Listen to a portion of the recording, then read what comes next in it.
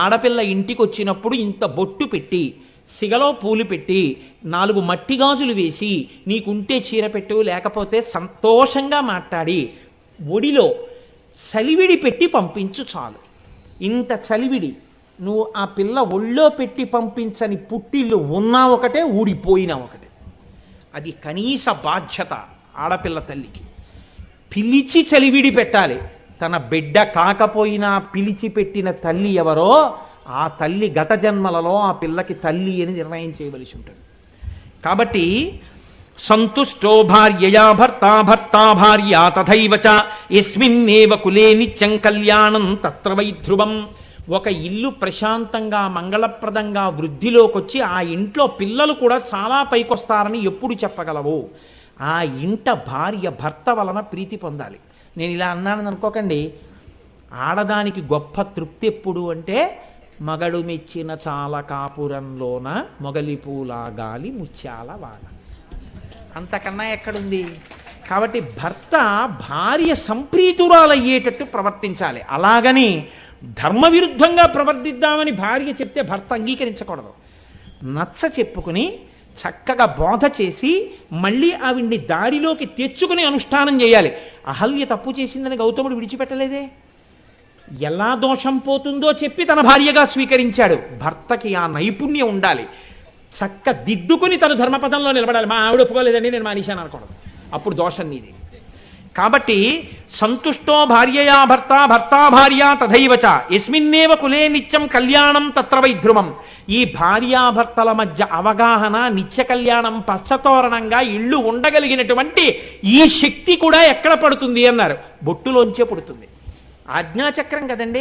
అందుకే కదా తారాబలం చంద్రబలం తథైవ అని చూసి పసుపు జీలకర్ర బెల్లం పెట్టించారు.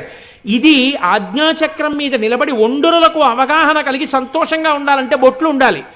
ఆ బొట్టు అంత గొప్పది. ఈ బొట్టు పెట్టుకుందాం, ఈ బొట్టు చేత ఇంట్లో ఇన్ని సుఖాలు పండించుకుందాం అన్న భావన ఎక్కడి నుంచి వస్తోంది? ఆ బొట్టులోంచి వస్తోంది. అమ్మవారి బొట్టులోంచి ఇన్ని బొట్లు ప్రకాశిస్తున్నాయి. ఆ బొట్టు ఎవడు చూస్తున్నాడో వాడు అద్భుతమైన శక్తిని పొందుతాడు. ఏమిటండి మీరు మాట్లాడేది, బొట్టుకంత శక్తి ఉంటుందా అంటారేమో. 3 గజాల గుడ్డముక్క మీద 3 గీతలు గీసి రంగులు వేసి రాష్ట్రపతి ఎందుకు సెల్యూట్ చేస్తున్నాడు రిపబ్లిక్ డే నాడు? భారతదేశ సార్వభౌమాధికారం అంతా 3 గజాల గుడ్డలో ఉందా? నువ్వు ఉందని నమ్మావు, ఉందంతే. భారత సర్వసైన్యాధ్యక్షుడే వందనం చేస్తున్నాడు జాతీయ పతాకానికి. ఉందని నమ్మి నువ్వు పెట్టుకున్న నమ్మకానికే అంతుంటే వేదం చెప్పిన దానికి ఎంత నమ్మకం ఉండాలి నీకు? వేదం చెప్పింది పరమ సత్యం. ఆ తల్లి బొట్టు యొక్క దర్శనం చేత నువ్వు సమస్త మంగళములను పొందుతున్నావు. ఆ బొట్టు చూసిన వాడు బొట్టు పెట్టుకోవాలన్న స్పృహని పొందాలి. బొట్టు పెట్టుకుని అటువంటి స్థితిని పొందాలి. కలిపురుషుడి యొక్క ప్రజ్ఞ ఎక్కడుంటుందంటే, దేశమునందు శోభాస్కరముగా ఉండకుండా చెయ్యాలంటే ఏది సమస్త శోభలకు స్థానమో దాన్ని పాడు చేసే ప్రయత్నం చేస్తాను. దాని వలన లోకమునకు జాడ్యములన్నీ ప్రారంభమవుతాయి. చెట్టు చంపడానికి చెట్టుని నరికి ప్రయోజనం లేదు, వేళ్ళు నరికేస్తాను. ప్రాజ్ఞులు అర్థం చేసుకోగలరు. కాబట్టి అంతటి వైభవమున్న అమ్మ. కాబట్టనే మహానుభావుడు దుర్వాసో మహర్షికి అమ్మవారు ప్రత్యక్షమైంది, ఎదురుగుండా నిలబడింది. నిలబడితే అమ్మవారు పెట్టుకున్న బొట్టు చూస్తూ ఆయన శ్లోకం చెప్పారు. ఈ శ్లోకాలు విన్నంత మాత్రం చేత ఏమవుతుందంటేనండి, ఇంతకుముందు సంస్కారం లేకుండా ప్రవర్తించిన వాళ్ళు ఎవరైనా ఉంటే ఇప్పుడు ఈ శ్లోకాలు విని ఈ నామం చెప్పి ఆ బొట్టు దర్శనం చేస్తే ఇంతకుముందు పోగొట్టుకున్న సంస్కారం వల్ల వచ్చిన పాపం పోతుంది, పోయి మళ్ళీ శోభ కలుగుతుంది. అందుకు నా శ్లోకాలకు అంత గొప్పతనం వచ్చింది. కుంకుమ లలామ భాస్వన్నిటలాం కుటిలతర చిల్లికాయుగళాం నాళీక సదృశ నయనాం నాసాంచల కలితమౌక్తికాభరణాం.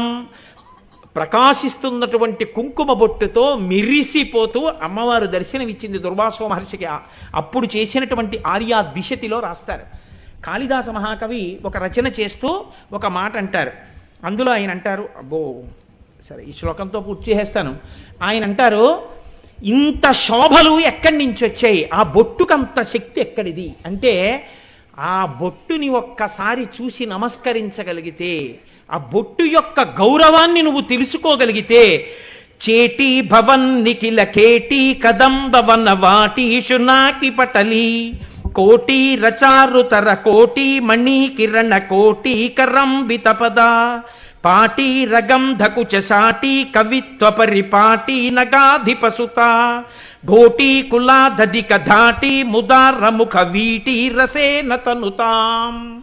ప్రతి ఇంటిలో ఉన్న ఆడది తాంబూల చర్వణం చేసేటట్టు, ప్రతి ఇంటిలో ఉన్న ఆడది ఎక్కడికి వెళ్ళినా ఇందిరా ప్రతిగృహాతు ఇందిరా వై దదాతి చ అని లక్ష్మి ఇస్తోంది, లక్ష్మి పుచ్చుకుంటోందని కాళ్ళకి పసుపు రాయించుకునేటట్టు, బొట్టు పెట్టించుకునేటట్టు, ప్రతి ఇంట పిల్లలతో పాపలతో సుఖశాంతులతో సౌభాగ్యాలతో ఐశ్వర్యంతో ఆయురారోగ్యాలతో వర్ధిల్లగలిగేటట్టు, పురుషుడు చేసిన ఉపాసన సిద్ధించేటట్టు, అమ్మ బొట్టు వంక చూసిన పురుషుడికి సమస్తమైనటువంటి వాగ్వైభవము కలిగేటట్టు చెయ్యగలిగినటువంటి ఆ తల్లి ఎవరున్నదో ఆ తల్లికి నేను సాష్టాంగ నమస్కారం చేస్తున్నాను అంటాడు కాళిదాస మహాకవి. ఆ బొట్టంత గొప్పది. మీకు నేను ఒక్క మాట మనవి చేసి పూర్తి చేస్తాను. నేను ఇప్పటి వరకు ఆడదాని బొట్టు గురించి చెప్పాను, పురుషుడి బొట్టు గురించి ఒక్క మాట చెప్పి పూర్తి చేసేస్తాను. పురుషుడికి శౌచము దేని చేత ప్రారంభం అవుతుంది అని అడిగారు. స్నానము చేత. ఆడపిల్లకి పుట్టుక చేత బొట్టుతో మొదలైపోతుంది. స్నానం చేసినా చేయకపోయినా బొట్టుతో మొదలు. పురుషుడికి స్నానం చేశాక శౌచసిద్ధి. ఈ స్నానం చేస్తే ఏమొస్తాయంటే వేదం చెప్పింది, నేను చెప్పట్లేదు. మహానుభావులు వ్యాఖ్యానం చేశారు వేదమంత్రాలకి. గుణాదశ స్నాన పరస్య సాధో రూపంచ తేజో బలశ్చ శౌచం ఆయుష్యమారోగ్య అలోపలుత్వం దుస్వప్నఘాతశ్చ తపశ్చ మేధా. గొప్ప మేధాశక్తి, గొప్ప తపశ్శక్తి, ఈశ్వరుని యందు భక్తి, అంతకు ముందు రాత్రి కన్నటువంటి దుస్వప్నములన్నింటినీ పోగొట్టుకోగలిగినటువంటి శక్తి, దానితో పాటుగా గొప్ప తేజస్సు, మంచి బుద్ధి, మంచి బలం, మంచి శౌచం, ఇన్నిటినీ పురుషుడు స్నానం చెయ్యగానే పొందుతాడు. ఈ స్నానం చెయ్యగానే పురుషుడు వీటిని పొందినా మళ్ళీ ఆడదాని బొట్టు రక్షించినట్టే ఆయనను రక్షింపబడడానికి, ఆయన ఎందుకు రక్షింపబడాలి అంటే మళ్ళీ శరీరం ఎప్పుడు మలాన్ని వదిలిపెట్టేస్తుంటుంది, ముక్కు మలం వదిలేస్తుంది, చెవు గులిమి వదిలిపెట్టేస్తుంది, రోమరంధ్రాల్లోంచి చెమట వచ్చేస్తుంటుంది, మళ్ళీ అపవిత్రుడైపోతుంటాడు. దీన్ని కాపాడుకోవడానికి ఒకే ఒక్క మార్గం పురుషుడికి మిగిలినదేది, స్నానం చెయ్యగానే బొట్టు పెట్టుకుని పురుషుడుంటే ఇతర కారణముల చేత అశౌచము పట్టుకోకుండా, అశౌచము కబళించకుండా అతని యొక్క శౌచమును నిలబెట్టి అతని బుద్ధిని, అతని బలాన్ని, అతని ఆరోగ్యాన్ని, అతని శౌచాన్ని, అతని మేధస్సుని, అతని సుఖాన్ని, సంపత్తిని, సమస్తమైనటువంటి వైభవాల్ని రక్షణ కవచమై నిలబెట్టగలిగినటువంటి ఆదిశక్తి యొక్క శక్తి పురుషునకు భ్రూమధ్యమునందు పెట్టుకున్నటువంటి బొట్టు యందు ప్రకాశించి కాపాడుతుంటుంది.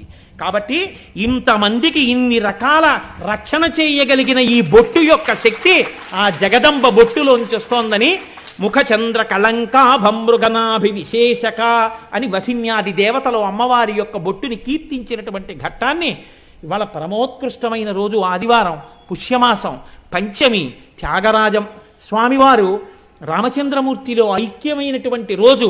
ఇటువంటి రోజున ఇటువంటి ఘట్టాలు రావడం కేవలం అమ్మవారి యొక్క నిర్హేతుక కృపా కటాక్షం. రేపటి రోజున మిగిలిన నామాలు అమ్మ పలికించినది పలుకు.